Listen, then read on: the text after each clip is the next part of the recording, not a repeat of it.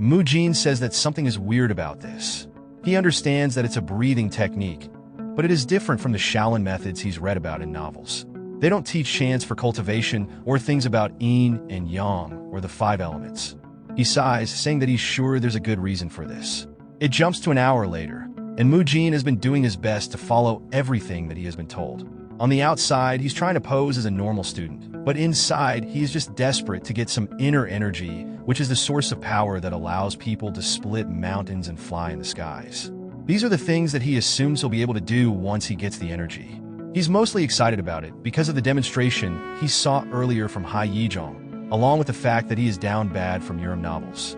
He then gets told to open his eyes. Hai Yizhong says that the energy circulation that they just learned is a basic method that allows them to feel and accumulate it within their bodies. They should all practice it in their free time. Mujin gets annoyed by the fact that they are not just teaching him a cultivation technique, and that they are just making them start from basic breathing. For him to get the inner energy, he must be able to sense the energy first. One of the students hands him a book, and he asks what it is. The student says the book contains images of a human's meridians. Some students talk about how they are different than they thought. Hai Young says that there's no need to memorize the whole book. Just memorize the main meridian so that you can use it when you're cultivating or if you want to subdue your opponent. Mujin gets excited, then explains how meridians are passageways where energy flows throughout the body. Inner energy also does too. Hai Yizhong tells one of the students to step forward and point out where all the meridians are. While he's doing this, Mujin is reading the book, saying that he will have this all memorized by today. Later that evening, we see him recalling Hai Yizhong's words about learning all of the meridians. He says that it means that he could try out some moves right after mastering the energy circulation technique. While he is walking, he spots Baobgang, asking him what he is doing. Baobgang laughs, saying that, thanks to his exercises, his knees don't hurt as bad, and he is trying to train more. Mujin gets pissed, saying that he can hear his joints creaking and that he taught him those exercises so he didn't hurt his knees, which would force him to recover. Baobgang clicks his tongue, saying that iron only gets stronger the more it is hit, and starts flexing. Mujin is not having any of it and tells him that iron only becomes stronger if you strike it in the correct manner. And if you do it recklessly, you will just break it, and that the same logic applies to humans. He then asks Baobgang to take a seat, saying that he is Chris Hansen and would like a word with him, then convinces him to get a massage. He says it might hurt a little bit. As soon as he presses, we see Baobgang make a pained face. He tells Baobgang to let him know if it hurts. A bit later, Mujin says that massaging injured knees reminds him of the past. He flashbacks to when he was in the Special Forces. His body was constantly in pain, and he tried to bear through it and continued training while being injured. Even though he suffered badly, his mission required him to cross a river. In the end, he fell and was forced to retire early. At that time, he really thought it was over for him, and he lived without energy. We see him on a park bench, and he looks down as it is raining towards a puddle. He looks at his own reflection and says that the current Baobgang looks a lot like he did back then. Mujin tells Baobgang that if his body is injured, he's the only one who suffers and nobody else would take the responsibility. Mujin wonders if he said that too much like a lecture. Baobgang pats his head, saying that he doesn't know what he went through before he came here, but the Shaolin doesn't abandon their disciples just because they are injured. He smiles, saying that they won't abandon anyone, regardless of what happens. Mujin is surprised and smirks, saying that if Baobgang is saying it, it must be true. Baobgang laughs, saying that starting tomorrow, he should train in the way of the Shaolin and lets out a scream due to Mujin's massage. After the massage, Baobgang quickly apologizes for taking up his time, asking where he is going. Mujin says that he is going back to his room to practice the circulation technique that he learned. Baobgang is surprised, saying that surely he should already feel the energy from his family's technique. Since he is a physician, surely he should be able to read the flow of the energy. Mujin realizes that his story is starting to fall apart and makes up an excuse, saying that he hasn't learned it due to personal issues at home. Baobgang says that he should practice here, as he was also thinking of circulating his energy, and that it would be a good chance for Mujin to train with him. Maybe if he trains next to him, he might be able to get a better sense for energy. Mujin is instantly sold, saying that is the smartest thing this smooth-brained musclehead has ever said. He sits down, saying that he might as well try it out. He readies himself, and then tells Baobgang that he is ready. Bayob Gang laughs, saying to make sure to stay focused and pay close attention. He takes a deep breath, and Mu Jin starts to feel something as the air around Bayob Gang clearly seems different from earlier. He says that he will take this chance to figure out what is different between them, and then starts to see something that he did not see when he himself was training, and wonders if this is what they have been talking about. He is surprised as he starts to see an orange hue around Bayob Gang, saying that this must be energy. He starts to lock in. He's breathing out with his mouth while gathering all of the evil energies, exhaling it from his body. While breathing in, he breathes as deep as he possibly can, absorbing the energy of nature until it reaches his core. He finally found the difference between himself and Bayob Gang. He starts to make a strained face, saying that he failed at absorbing the energy, and he begins to imagine himself storing it. He starts to feel a warm feeling in the middle of his abdomen, and says that he's done. He has felt the energy, but quickly makes a questionable face, as it is about the size of a grain of rice. He says it's small, but he can still feel it. Then he makes some joke about how people still call them truffle chips, even though there's not even 1% of truffle in it, which gives him confidence. Bayob Gang says that both Hai Ijeong and Yun Sung were right. He is someone who will become a pillar to the Shaolin. Mu Jin says that he has gotten a rough grasp on how to sense energy and store it.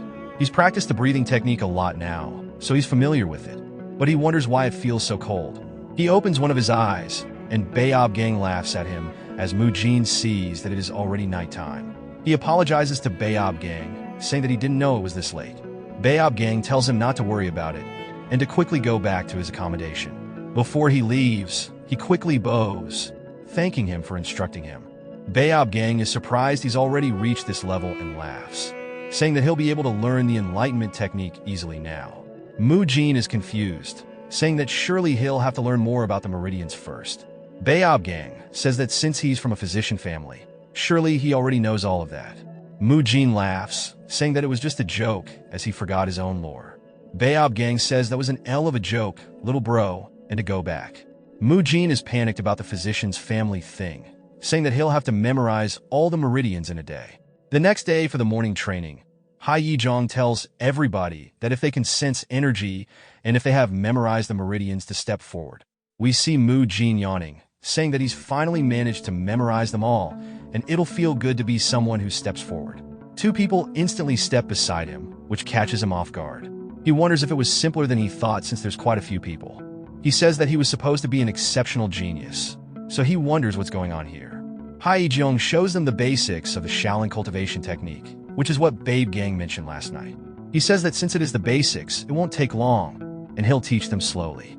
He starts speaking an enchantment table, and all the students are surprised that the three of them managed to memorize all of it in a day. We see Mu Yul blankly sitting there. Mu Jin and the other students begin to return back to their groups, and Mu Yul asks him how he learned all of that in a day. Mu Jin starts to explain it to him, and Mu Yul turns into a super genius, instantly understanding everything. Mu Jin realizes that his brain is entirely empty, asking if he learned anything. Mu Yul confidently says not a thing. Mu Jin tells him that he'll be able to do it soon and to focus on breathing. Mu Yul laughs, saying okay. Mu Jin continued to memorize all of the meridians until it was perfect, along with memorizing the basic cultivation technique. He says that he can feel his energy filling up faster, but it's closer to as if it moved up 1 decimal point. But even so, he's still hella excited for learning things that he's only read about in novels, and that it's extremely fun. And this is what it must feel like to be a protagonist. As his training continued to go smoothly, we hear Mu Yul call out to him while he is training. Mu Jin asks him where he went, and we see Mu Yul carrying somebody by the leg, dragging them along the ground, and he looks very excited about it. Mu Jin is wondering if Mu Yul just murdered somebody and tries to figure out what is going on. So he asks Mu Yul, who says that he isn't dead, so it's okay. Mu Jin asks him if he's sure that he did not kill him, and Mu Yul says no and introduces him as Mu Kyung, saying that he joined the temple earlier than he did. Mu Jin asks him why he is carrying him around. Mu Yul says that he could not carry him on his back since he was scared. He needs to wake him up, but he's completely out of it. Mu Jin tells him to wait a second and looks down at Mu Kyung, saying that the dirt on him is obviously caused by Mu Yul, but the bruises on his body are not, and that somebody must have beaten him up. He says that it looks like a footprint on his body. Mu Yul says that he's right. Mu Jin says that his name sounds familiar, and he recalls Mu Kyung as a tall but scrawny kid, and he looked malnourished, something closer to a scarecrow than a human. We see a memory that Mu Jin had while passing him, but he is truly remembering something else. He can't recognize his face, but the name is very familiar, and he starts to recall where he heard it before but shakes his head, saying that it's not important. Muyul then asks why he would be beaten up. He says there's probably many reasons, but doesn't know for sure. And he tells Muyul that he knows someone who would do it for sure. He tells Muyul, since Mu Kyung joined earlier than he did, they need to find somebody who joined before Mu Kyung, and that it's somebody Muyul knows, as he sparred with Mu Jin early on. Muyul recognizes who it is, and we see Mu Gung asking them what they need. He sees Muyul carrying Mu Kyung, but he's completely lost, so he asks them what happened. They continue to stare at Mu Gung. Confused, he asks them what it is. Muyul then drops Mu Kyung to the floor. He grunts, and then his soul leaves his body. Muyul laughs, saying oopsie. Both Mu Jin and Mu Gung stare, since they just witnessed a murder. A bit later, after confronting him, Mu Gung asks why he would waste his precious training time on them. Mu Jin wonders what's wrong with his attitude, saying that as their senior, surely there's nothing more important than an injured junior. Mu Gung reminds him that he is his junior as well. Mu Jin laughs, saying that he's going to be known as a senior who lost. Mu Gung tells him that it was only because he let his guard down. Mu Jin continues to instigate him, saying that he got completely crushed. Mu Gung loses control and punches toward Mu Jin, but Mu Jin quickly ducks under it and goes in for a tackle. He grabs onto his collar, throwing him onto the ground, and then quickly gets him in a twister pose. Mu Gung gets annoyed, saying that he is using weird techniques again. Mu Jin laughs, saying that he lost yet again, and the result will be the same, even if they fought 100 times, as he does not understand why he is losing. Mu Gung tries to get out of it, but realizes that he can't. Mu Jin tells him that if he explains why Mu Kyung is in such a state, he will tell him why he lost. He lets go of Mu Gung, and Mu Gung quickly backpedals to create distance. Mu Jin realizes that the attitude must be because he has a grudge against him, and he's very prideful to someone who lost. Mu Gung asks if he will really keep his end of it. Mu Jin says yes, asking him why Mu Kyung is beaten up. He says there is no other reason than he got on the bad side of Mu Tae. Mu Jin asks who that is, and Mu Gung tells him that he is from the outer sect, and he is the only son of an escort establishment. Mu Kyung's father is a porter for the Sea Bull escort group. He says that Hae Moon was trying to recruit Mu Tae into the temple, but ended up discovering Mu Kyung's talent. He brought them both here together. The problem now is that Mu Tae thinks that Mu Kyung is trying to get a position of power over him, so he started to bully him as he felt inferior. Mu Jin says that it's crazy as they are Shaolin disciples, but Mu Gung tells him that it can't be helped as his father is working for Mu Tae's family. Mu Jin gets pissed, saying that if this was a normal place he would understand, but this is the Shaolin that teach the way of the Buddha. He points out to Mu Gung that he has the greatest influence over the students, yet he still hasn't done anything about it. Mu Gung asks what he is meant to do, and Mu Jin says that as the strongest he should protect him. Mu Gung tells him that there are 3 of them, and fighting even just one would be tough, so he can't do that. Mu Jin points over to Mu Yul, saying that Mu Yul says that Mu Gung is the strongest of them all. Mu Yul doesn't say a word because he is in another dimension mentally. Mu Gung gets embarrassed and clears his throat, saying that that might be the case to Mu Yul and that Mu Tae's group doesn't take their training seriously. Mu Jin asks him about it, and Mu Gung says that he already told him that they are the outer sect disciples. Of course, the outer sect still uses Shaolin's martial arts as the base. I don't know why that is relevant, but Mu Jin then wonders if Mu Tae was one of the 2 people who stepped forward with him, saying that he must have already completed the prerequisite learning. I feel like I might have misread something here.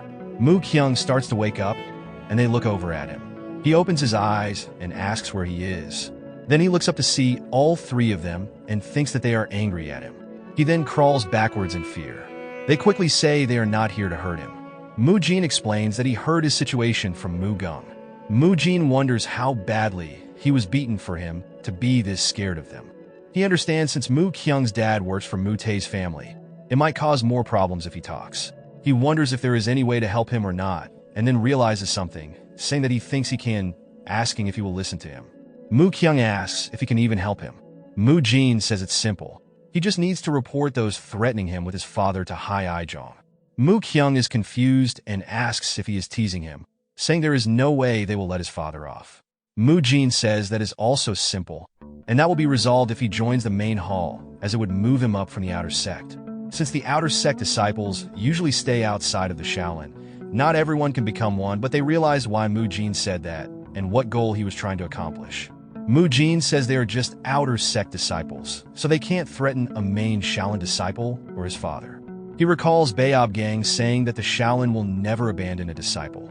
He stretches his hand out, saying that Hai Yijiong and the Shaolin will never let them do as they please. Asking if he would like to give it a try, Mu Jin asks him why he's not saying anything, asking if he doesn't have the confidence to become a main disciple. Mu Kyung awkwardly looks to the side. Mu Jin starts to get pissed, asking if he intends to allow his father to stay and work under someone who bullies him, saying that if he gives up, then his father will have to keep working under Mu Tae, asking him if he is truly okay with this. Mu Kyung quickly grabs his hand, saying that he will give it a try. Mu Jin says that is a great decision and then looks over, saying he'll tell them all about his second plan now. He says that they can't just let them bully him until he becomes a main disciple, and that they have to beat Mu Tae first. It jumps to 3 days later, when they are having free time in the afternoon. We see some kids in an alley telling Mu Tae that Mu Kyung is here. Mu Tae says that he knows and that he told Mu Kyung if he doesn't come here, then he'll send a letter to his family. We see his underlings. They are named Mu Hui and Mu Huan. They laugh, saying it's been a while since they last beat him. A while to them is 2 days. Mu Huan says that Mu Kyung has been hanging out with some strange guys. Mu Hui says that he is talking about Mu Jin and Mu Yo, and that Mu Gung is also with them. They wonder why Mu Gung is hanging out with them. Mu Hui says he doesn't know, suggesting that they might all come today. Mu Huan says that's good, saying that they'll have more targets to beat up. Mu Tae starts to laugh, saying this is great and that he's been wanting to beat up Mu Jin for a while now.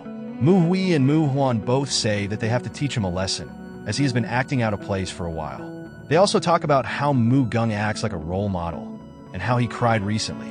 Mu Jin then tells Mu Gung they are calling him a goody two-shoes. He laughs, saying if that's what they think of him, and then the group turns to see Mu Jin and the boys pulling up. Mu Jin laughs, saying that at least they aren't running away. Mu Hui and Mu Huan both laugh as well, asking why they would need to run away, and they guess Mu Jin's confidence is too high right now. Mu Jin laughs since they just called Mu Gung a gorilla with no brain. Mu Gung says that he'll make sure they never say that shit again. Mu Huan walks forward, asking if he's trying to scare them. Mu Jin then says he will deal with Mu Hui and that Mu Kyung has to deal with Mu Tai himself. Mu Jin tells him to remember what he taught him, saying that as long as he does remember it, he doesn't need to worry. Mu Hui walks forward, saying it's crazy that Mu Kyung is making friends and he's envious of him. They start shit-talking Mu Gung and Mu Jin. Mu Tae stands before Mu Kyung, asking him if he's going to try to hit him. Mu Tae puts his hands up but is terrified, saying that he's too scary. Mu Tae says that if he does hit him, surely he will know what will happen to his father. Mu Kyung gets afraid and starts to recall his father, but also remembers what Mu Jin was telling him earlier, and that they have to teach him a lesson. Mu Kyung must become a main disciple. Mu Kyung closes his eyes and starts to cry while punching forward, saying not to pick on his father.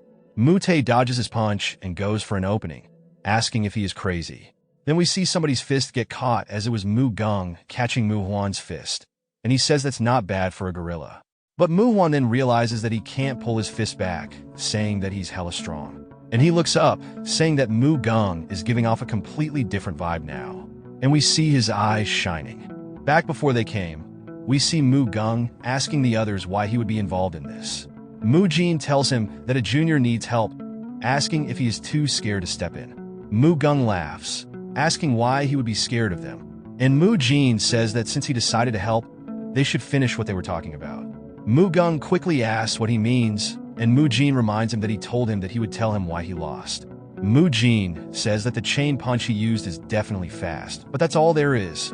Mu Gung says that isn't that the most important thing in martial arts? Mu Jin takes a stance, saying that he'll understand if he experiences it, and he will attack him with a chain punch first, and he wants him to try to avoid it. Mu Gung looks a little nervous, but quickly manages to avoid the punch. Mu Jin says that's good, but now he will start with a second technique, so try dodging it too. He rears his fist back, and Mu Gung says that he just needs to dodge it normally, but it was just a feint as Mu Jin goes for a low kick. Mu Gung starts to roll around on the floor, asking why he lied. Mu Jin says that if he already knows what his opponent is going to do, that's the point. If your opponent knows what's coming, why would he get hit? He says that Mu Gung needs to deceive his opponents for his attacks to work. He says that his punches are fast and powerful. He will admit that, but before he even punches, he telegraphs it too much just based off his posture. Mu Gung says that he just needs to be so fast that the enemy can't dodge. Mu Jin says that's true, but that's only correct when you're the strongest in the world. He says, for example, the protagonist in the previous work from the same author. It was called The Unorthodox Tyrant Chronicles. The blade techniques of the protagonist, who was the strongest in the world, were so fast that they could not be dodged even if they knew what it was. Mu Jin sighs, saying that in other words, if he's not the strongest, that does not apply to him. So until then, he must deceive his opponents, and there needs to be psychological warfare, like saying he'll use paper in a rock-paper-scissors game. Then he asks if he understands. Mu Gung is cooking. Back to the fight, Mu Huan is screaming, and Mu Gung asks him if this is all he has. Then warns him, saying what his next attack will be, so he should avoid it. It flashbacks us again to Mu Gung, saying that he has never thought about using this kind of behavior because it's cowardly. But he wonders why mixing in feints is cowardly to begin with. He sighs, telling Mu Jin that he is right. And since he learned something from him, he'll give him some advice too. Just now he said that he wanted to fight with Mu Tai and his underlings, and it would be dangerous to underestimate them just because of their fight. Mu Jin wonders what he is yapping about, saying that Mu Gung said he was stronger than them, yet he already beat Mu Gung. Mu Gung tells him that he wasn't fighting at his full strength. If it had been a real fight, not sparring, he would have used the martial arts of his family, along with the inner energy that he has accumulated so far too. They follow him to a corner, and he says that this is good enough. Mu Jin sighs, asking why he brought them here just to show his martial arts. Mu Gung says that it's because he doesn't want to upset the elders by using his family's martial arts. Mu Jin gets Mu Yulto, go be a lookout, and Mu Gung grins, saying that they're going to be surprised. He turns, thinking that now Mu Jin will finally respect him a little bit. He releases some of his aura, then releases a punch strong enough to create some ripples through the air, and we see that his fist is emanating a green aura. Mu Jin is surprised, saying that this is definitely different from when he used the normal chain punch. It's got power and speed, and that this is around the level of a high school boxer. Although the power isn't as strong as he imagined, considering his age, he's practically a monster. With every kick and punch, the air is snapping. This is why he said things would be dangerous for him, because if he were to fight Mu Tai and his underlings, they'll all use their own martial arts against him. Mu Gung stops his fist just shy of Mu Jin's face, asking what he thinks of his full power. Mu Jin says it is impressive, and he understands why people say he's the strongest among them. But he can tell that he is not able to freely control his inner energy, and if this is all he has, it's still possible to fight him. Mu Jin takes a stance against Mu Hui, and Mu Hui says that if he is just going to stand there, then he will come over to him first. Mu Jin says that after seeing Mu Gung, he can tell that Mu Hui will have to take a certain form to punch using his inner energy. Compared to Mu Gung, his punch is child's play. Mu Jin quickly dodges it and says that the martial arts they use is the chain punch, so it is still pretty predictable. Mu Hui is surprised that he dodged it and creates distance, saying that maybe him beating Mu Gung wasn't a fluke. Mu Jin quickly closes the gap with some boxing footwork and then channels his inner EPO, using the Dempsey roll to avoid all of Mu Hui's wild punches. Mu Hui puts his guard up after Mu Jin gets close, and Mu Jin says it's good he's defending his face, and then hits him straight in the stomach, which clearly puts him in a lot of pain. But Mu Hui does not fall over, and instead puts his fists together and is ready to strike down. But Mu Jin quickly goes to his side and kicks his legs out from under him, causing him to fall face first onto the floor. When he looks over, he sees Mu Jin preparing a punch. Mu Jin smashes the ground right beside his face, giving him a warning. Mu Hui starts to cry and then screams, which surprises Mu Jin. He asks him why he's suddenly crying. Mu Hui hits him with the typical "I'm going to tell my father." Mu Jin starts scratching his head and sighs, saying that doing this makes him seem like a bad guy. Yet they were the ones who bullied Mu Kyung, so why act like this? Then Mu Jin realizes he forgot about the others, and we see Mu Huan on the ground beneath Mu Gung. Mu Jin realizes he was worried for nothing. He looks over towards Mu Kyung, wondering how the fight will be, and then hears the sound of somebody being beaten. He sees Mu Kyung sitting atop Mu Tai, making him completely bloody. Mu Jin quickly shouts, telling him to stop and that he's already lost. He calls out to Mu Kyung and then starts to remember where he finally remembers him from, saying that he knew he'd seen his name many times, that based on how badly he is beating Mu Tae and his facial expression, he can tell that it must be him. A chill runs down his spine. As in the first novel the author wrote, there was a character inside of The Return of the Demon Supreme, the most insane character of all of them, who was a villain, loved blood more than anybody else, and Mu Kyung is known as the Blood Monk. Mu Jin says that he liked the novel a lot when he was young, and he forgot most of it since it's been a while. But there was an illustration of a memorable character, and we see a picture of Mu Kyung. We learned that he would always say that humans are evil and that he would use blood to wash away the cycle of sins from them, which is how he earned his nickname. The scene that he is witnessing now had reminded him of the madness of the Mu Kyung that he read about in the novel. He wonders what the hell he has awakened, saying that he only wanted to raise his self-confidence, yet his entire appearance has changed. But what's more important now is that if he does not stop him, then Mu Tae might die. He yells, telling Mu Yeol to help him out. Mu Yeol runs over, and they both get Mu Kyung off of him. They finally calm him down, but we see his fists are still shaking as he looks down on Mu Tae. Mu Jin wonders why he was being bullied if he's this strong. Then he sees Mu Kyung starting to cry, just letting them puppies pour. Mu Jin says that he is not the Blood Monk yet, and if his memory serves him right, he only appeared as a crazy person, with it never mentioned how he became that way. He wonders if it was perhaps him crossing a line after being bullied for so long and telling them not to come to the temple tomorrow. Babe Gang turns the corner and screams, and everybody realizes that they are in deep shit. Bayob Gang tells them they better give him a good explanation for what's going on here and asks Mu Jin to explain everything. He also tells Mu Gung too, since he is involved. Nobody says anything, and he repeats himself, saying that he needs an explanation now. Mu Jin starts to get annoyed and then grabs onto Mu Kyung. Bayob Gang asks him what the hell he is doing and then is shocked, as Mu Jin says to take a look at his body. We see Mu Kyung's back covered entirely with bruises. Bayob Gang asks him exactly what happened. Mu Jin tells him that these injuries were inflicted by his fellow monks, and they have been bullying Mu Kyung for 2 months now. They called him here to beat him up again, so he decided to help him. Bayob Gang asks him if that is really the truth with a pissed expression on his face. He tells both Mu Hui and Mu Huan to raise their heads and gets close, pressuring them, asking if everything he said is true and that they better not lie to him. Some other students quickly run over and ask Bayob Gang why he is yelling so loudly. They see the students crying on the floor along with Mu Tae being beaten and start to get the wrong idea about Bayob Gang. Bayob Gang then calls out to Mu Kyung, saying that he wants him to tell him what happened. Mu Kyung struggles, trying to explain it, and Mu Jin pats him on the shoulder, saying that it's okay. He just needs to repeat it calmly, as Bayob Gang is somebody who is fair and just, so he shouldn't be afraid of him. Mu Kyung starts to break down and falls to his hands and knees, saying that what Mu Jin said is the truth. He has been beaten up by them for the last 2 months. He slowly told them everything he has experienced so far. The other students looked worried but confused because Mu Kyung was very emotional, so he was unable to tell them properly. He was able to get the main point across to Bayob Gang. Mu Jin reminds him how the Shaolin would never abandon their own, and since Mu Kyung is a disciple, he thought he needed to be protected. Bayob Gang says that the other children are also disciples. Mu Jin gets pissed, asking him if those types of behaviors, threatening a family member and the bullying, is something that the Shaolin would stand for. They have an intense WWE stare down. We hear Yun Sung saying that they are right, but only if what both Mu Kyung have said is true, and that he will look into it here and now. If it is true, then they will cease being the disciples of the Shaolin.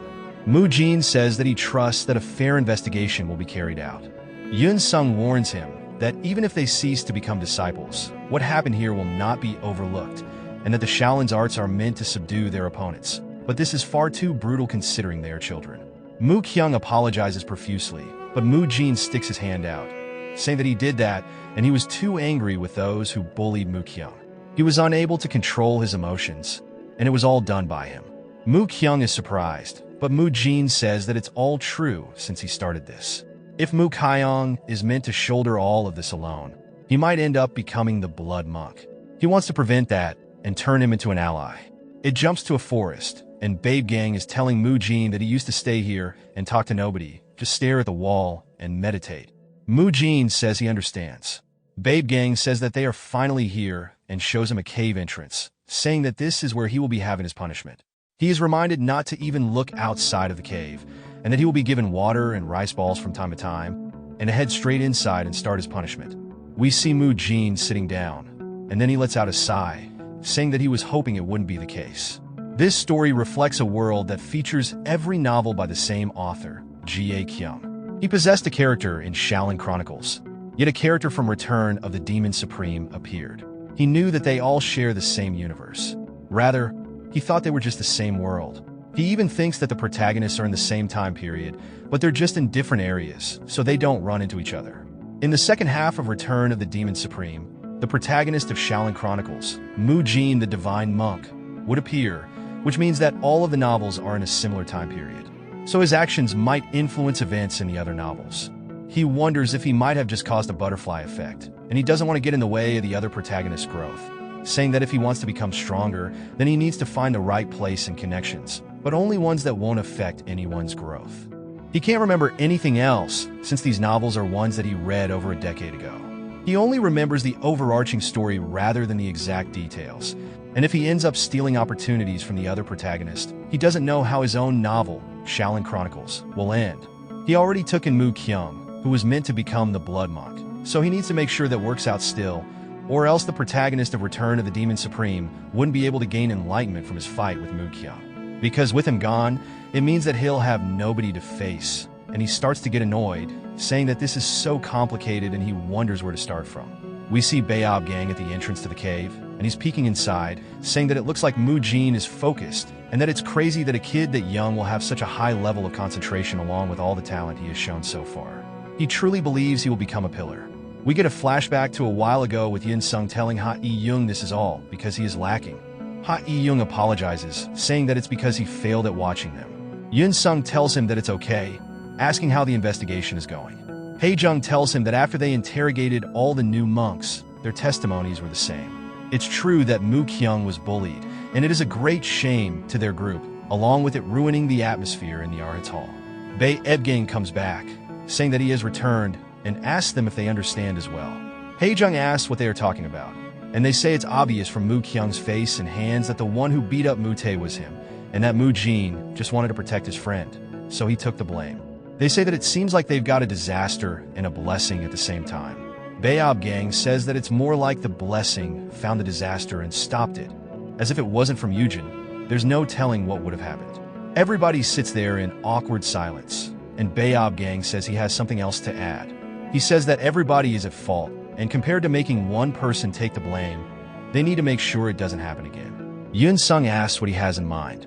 Bayob Gang says that the biggest cause of the incident is due to the lack of training, and to prevent this, they just need to make them more tired. Asking Yun-sung if he's okay with this, Yun-sung thinks about it and says he will leave it to both Bayob Gang and that he'll be busy for the next few days. Now that they know the children are guilty, they need to be punished, and he will go to the discipline court first, and that they should do their best to guide the children. We learn that it's been 2 hours since Mu-jin has been staring at the wall, and he has not moved at all. Bayob Gang decides there's no reason to monitor him, and that he'll come back tomorrow morning. He begins to use some movement footwork, saying that he will bring Mu-jin his food, so he should just focus on meditation. As he walks off, Mu-jin notices he's gone in size, saying that it's about damn time, and that he was in the Special Forces for 7 years, but it wasn't for nothing, and he can easily sense when there's someone nearby. He lays on the floor wondering what he should do during the next week. He doesn't have any beans or mushrooms to give the protein he needs. Then he wonders when the last time he ate was. Then he wonders when the last time he ate meat was. He says that he ate some fried chicken before coming here, and he starts to recall the meat. His stomach growls, and he says that he's hungry and he really needs meat but wonders where he can get it from. Then he realizes something, saying that he can just hunt for the meat. We see a woman chasing a rabbit, and it's going straight towards a trap. It falls for it, and the girl notices it and looks over to see Mu-jin yelling for protein while his mouth is drooling and his eyes are sparkling. The girl sees him. Near where the temple is on the other side of the mountain is the Ichun prefecture. All of the disciples spread out in this place to gather information. They talked to the people and figured out where the Bull escort establishment is and headed straight there. We see a man named He-gul introduce himself as the vice hall leader. A man welcomes him, introducing himself as Muti-Ai's father.